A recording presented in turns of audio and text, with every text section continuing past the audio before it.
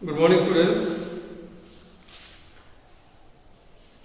आज जो हमारा विषय है वन ब्रह्मांड, और इसका मैं एक संक्षेप में आपको समझाने की कोशिश करूंगा। और ठीक इसी के बाद मैं आप लोगों को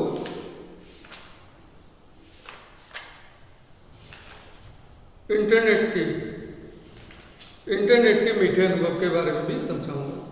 वैसे वन ब्रह्मांड यानी ब्रह्म ब्रह्मांड जो लेखक है, लेखिका अनुराधा शर्मा पुजारी जी है।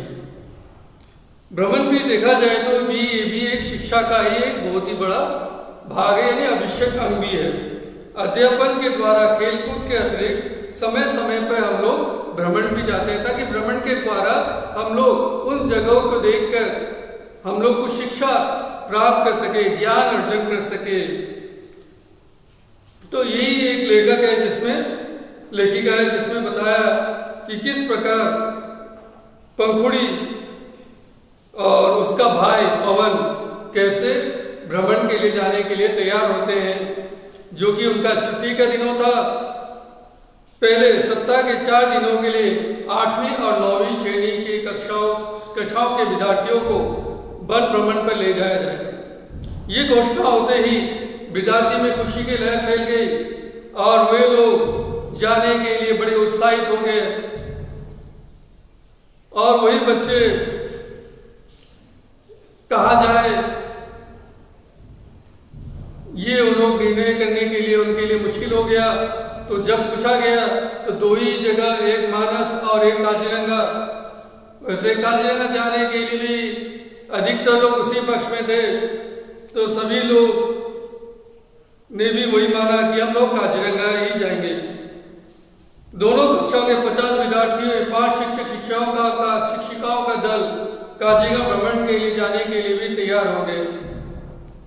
सभी विद्यार्थियों को बताया गया कि तुम लोग जाने से पहले जो जो सामग्रियों की जरूरत है वो सभी तुम लोग ले लेना, ताकि वहां पे किसी तरह का कोई मुसीबत ना हो। लेकिन कैमरा और मोबाइल फोन किसी हालत पे नहीं लेना। उसी तरह पंखुड़ी भी तैयार हो गई। वो अपने सामान सब कुछ अपने थैले पर जाने के लिए सब कुछ तैयार कर लिया। जो जो आवश्यक सामग्री थी वो सभी उन्होंने बस्ते पे रख लिया। लेकिन पवन, उसका भाई, ने वो सामान नहीं रखा और अपनी माँ से शिकायत की कि पंखुड़ी ने अपने बस्ते में सारे चीज रखे हैं, लेकिन मेरे बैग में भी तो रख सकती थी, लेकिन नहीं रखी। तो भैया की तरह पढ़ाई करता हूँ। तो पंखुड़ी ने जवाब दिया कि मैं भी भैया की तरह पढ़ाई करता हूँ, बाकी सारे काम भी करता हूँ, तो भैया क्यों नहीं करते? तो हम लोगों में ये चीज अलग क्यों है? या फिर किसी ने ये चीज बनाया कि ये काम सिर्फ लड़की करना चाहिए या फिर लड़का? ऐसा कहीं लिखा हुआ है क्या? ऐसा तो कहीं नहीं है। तो वे लोग इस बारे में थोड़ा तर्क वितर्क भी करने लगे, और उसके बाद माँ ने उन्हें उन सब समस्याओं से भी दूर निकालने के लिए उनके साथ रहा।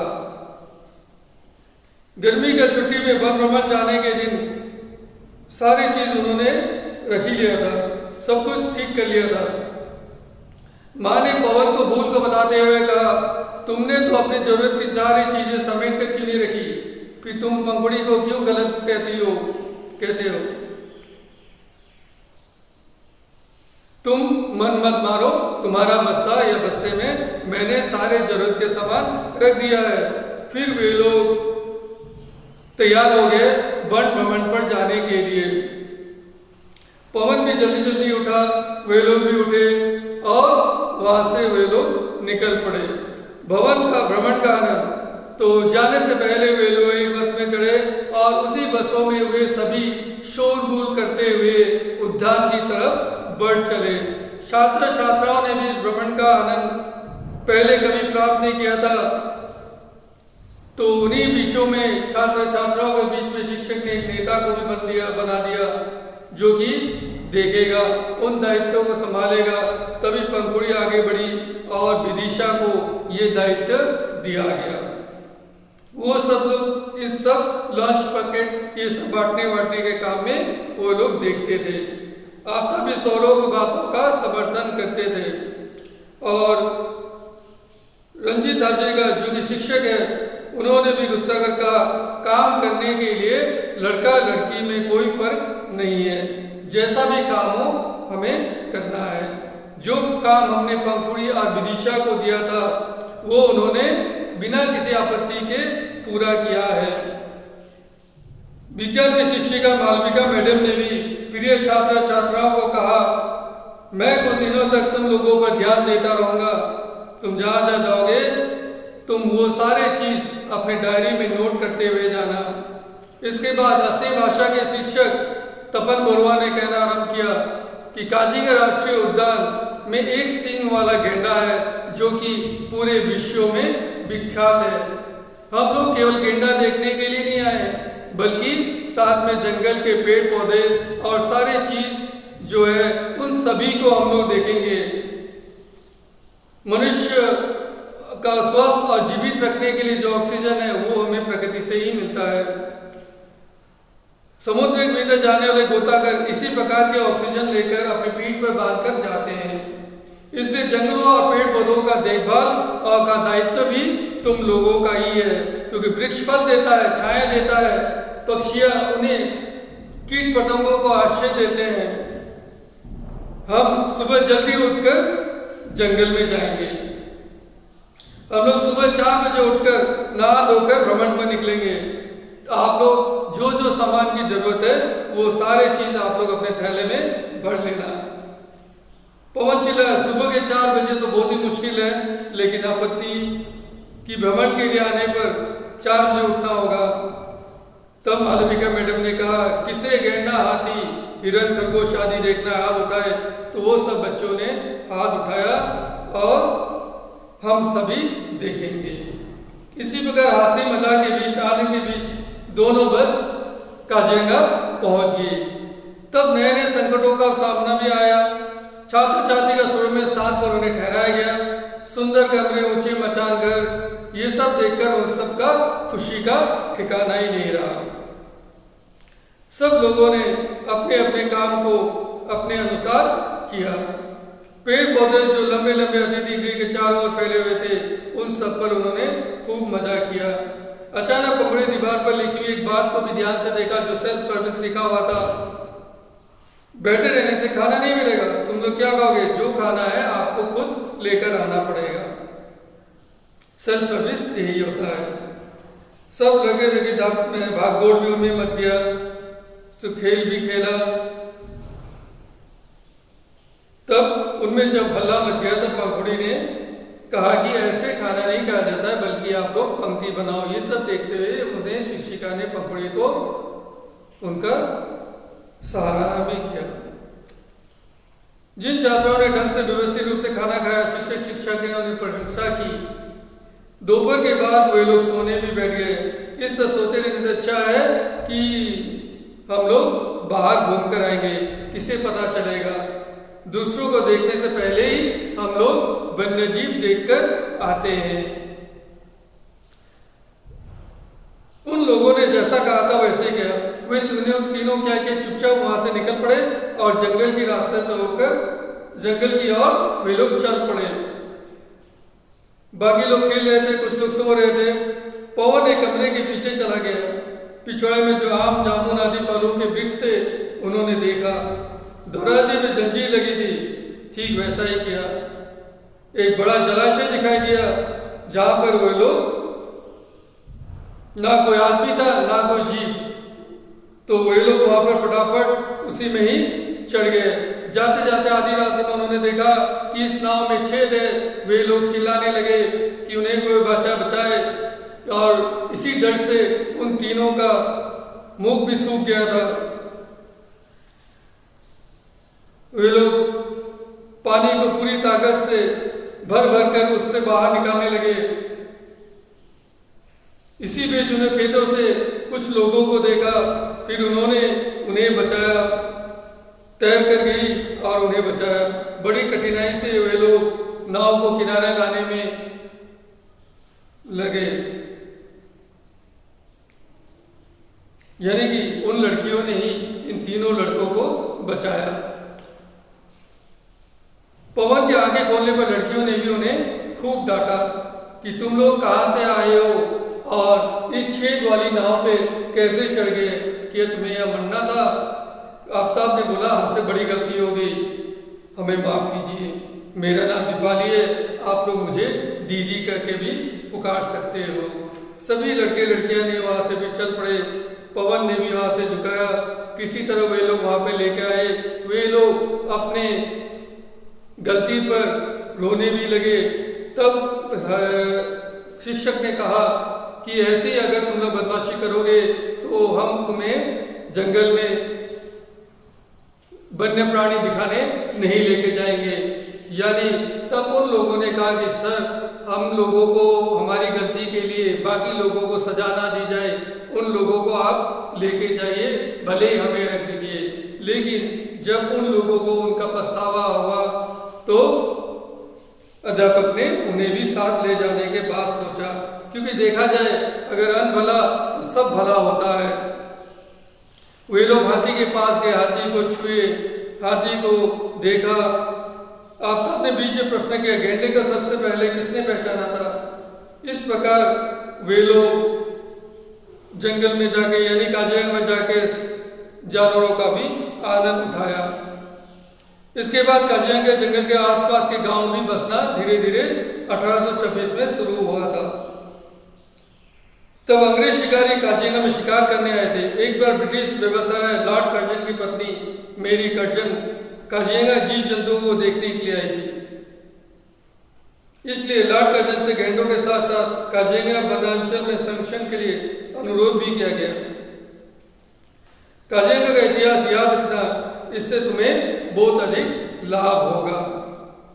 वे लोग बड़े खुश हुए उन वन्य प्राणियों को देखकर, उनके बारे में जानकर। यानी वन भ्रमण में अगर जाया जाए तो इससे हमें कुछ ना कुछ सीख अवश्य मिलता है। लोगों ने सामूहिक रूप से वे लोग फोटो भी खिंचाए। बस में चढ़ने से पहले वे लोग थैली को भी अपने अपने ठीक से जांच लिया कि जो लोग वो लेकर गए थे क्या वो सभी चीज सुरक्षित है या नहीं है। इस भ्रमण में प्राप्त 3 सीखें हमें बताएगा। सभी विद्यार्थी ने बताया, पेड़ पौधे वन्य जीव तथा मानव के ही मित्र है। अगर पेड़ पौधे नहीं रहेगा तो शायद हम भी नहीं रहेंगे। इसी प्रकार वे लोग वन भ्रमण का आनंद उठाया और बड़े हंसी खुशी वहां से चले आए। इंटरनेट के मीठे खट्टे मीठे अनुभव जिसके लेखिका डॉक्टर प्रणय दत्त है, जो कि निहारिका 9वीं या 10वीं कक्षा में अव्वल आई थी। और तब पिताजी ने उससे वादा किया था कि मैं तुम्हें एक कंप्यूटर दूंगा। इसके लिए कंप्यूटर में इंटरनेट की सुविधा भी होगी और तुम माँ से बातें करते समय अपने पिताजी के कहते हुए शब्द भी सुन पाओगे। निहारिका को यह सब सुनकर बड़ी खुशी हुई। निहारिका के स्कूल में कंप्यूटर सिखाने की भी व्यवस्था है, इसलिए उसे कंप्यूटर का थोड़ा बहुत व्यवहारिक ज्ञान तो मिला ही था, परंतु इंटरनेट के बारे में उसे ज्ञान ना के बराबर था। केवल जानती थी कि इंटरकनेक्शन में नेटवर्क शब्दों के पहले भागों को संयोजित करके इंटरनेट शब्द बना लिया जाता है। अगर संक्षेप में कहा जाए, नेट कहते हैं जो हम लोग अच्छी तरह जानते हैं। दरअसल सारे संसार में पहले भी कंप्यूटर व्यवस्था का ही ये एक जाल है। जाल में हजारों कंप्यूटर होते हैं जिनके द्वारा एक दूसरे से मिलकर इंटरनेट की व्यवस्था किया जाता है। जब उसके पिताजी ने तोहफे के रूप में कंप्यूटर देंगे तो शायद उसमें इंटरनेट का प्रयोग कर सकेगी, तो और अधिक जानकारी वो प्राप्त कर सकेगी। आवश्यक तकनीक तथा नियम भी है। अब इंटरनेट वाला कंप्यूटर कब किसके पढ़ाई के कमरे में लाकर रखा जाएगा, निहारिका इसी बात पर बेसब्री से इंतजार भी करने लगी। आखिर वो दिन आ गया जब निहारिका का जो सपना था वो साकार हुआ। घर में कंप्यूटर आ गया, इंटरनेट का भी संयोजन किया गया। अब कंप्यूटर से मिल जाने के कारण जो खुशी उस पर उत्पन्न हुई वो वही जानती है। इंटरनेट में तो व्यवहार होने वाला www क्या है जानने के लिए गूगल में भी उसने खोज की। निहारिका को पता चला वर्ल्ड वाइड वेब की विभावना के द्वारा 1989 में स्विट्जरलैंड के जेनेवा में स्थित भौतिक कणों के सैद्धांतिक व्यवहार अनुसंधान के क्षेत्र में प्रसिद्ध अंतरराष्ट्रीय अनुसंधान केंद्र भी है। यानी इंटरनेट के द्वारा web page, website, home page, browser आदि बातों के बारे में वो जान पाई। निहारिका ने एक सहेली भी था। उस सहेली का नाम था शबनम। पिताजी के नौकरी के सिलसिले में उसे कहा जाना पड़ा मॉस्को। मन ही मन सोचने लगी कि विभिन्न जगहों पर रहने वाली सहेली से वो किस प्रकार बात कर सकेगी, जान सकेगी, सोच विचार कर सकेगी। विभिन्न देशों में रहने वाले शबनम की जो सहेलियां हैं, ईमेल का पता संग्रह किया और ईमेल का आदान प्रदान भी होने लगा। दक्षिण अफ्रीका के डरबन में जो रहने वाले नई सहेली डोरथी ने वहां की निवासी भारतीय मूल के परिवार के सदस्य शांता आनंद से निहारिका का परिचय भी कराया। नई नई जानकारियां मिली। ईमेल के आदान प्रदान से निहारिका को एक और लाभ हुआ कि वो अंग्रेजी में लिखना उसके लिए पहले से जैसा मुश्किल था वो कम हो गया। कनाडा में एक सहेली भी रहती थी, अंग्रेजी माध्यम के स्कूल में पढ़ती थी। उस समय निहारिका को आनंद का अनुभव हुआ, परंतु उसके साथ विश्व विभिन्न देशों में रहने वाली भाषा शैलियों के साथ अंग्रेजी में भावधारा करने लगी। यानी इंटरनेट का नशा उसके मन और दिमाग में ऐसे चढ़ा कि जब भी उसे थोड़ा सा वक्त मिलता तो वो इंटरनेट खोल के बैठ जाती थी। विभिन्न वेबसाइटों में जुड़कर वैज्ञानिक परीक्षणों के संबंधों के साथ भी उसे जानकारी उसने इकट्ठा किया। पुरानी फिल्में, प्रसिद्ध गायक गायिकाएं, मनमोहक गीत, खेलकूद की पत्रिकाओं को देखकर मन बहलाने लगी। निहारिका के पिताजी माँ दोनों योजना बना रहे। इस बार दुर्गा पूजा की छुट्टी में सपरिवार दक्षिण भारत के शहर पर भी जाएंगे। सब लोग सोचते थे आखिर अग्रिम टिकट की व्यवस्था होना था, उन्हें घूमना जाना था, तो वह कैसे जाए। उसका कंप्यूटर सिर्फ घर में है, सजाने के लिए लाया नहीं गया। निहारिका इंटरनेट के जरिए उन्होंने रेल का टिकट बुक किया। यानी इंटरनेट की सुविधा के द्वारा आप लोग सभी लोग जानते हैं इंटरनेट का सभी लोग प्रयोग करते हैं। आज इंटरनेट के द्वारा हम लोग क्लास की व्यवस्था भी कर सकते हैं। यानी जो जो सुविधा हमारे चारों तरफ है वो इंटरनेट के द्वारा ही हम लोग प्राप्त कर सकते हैं।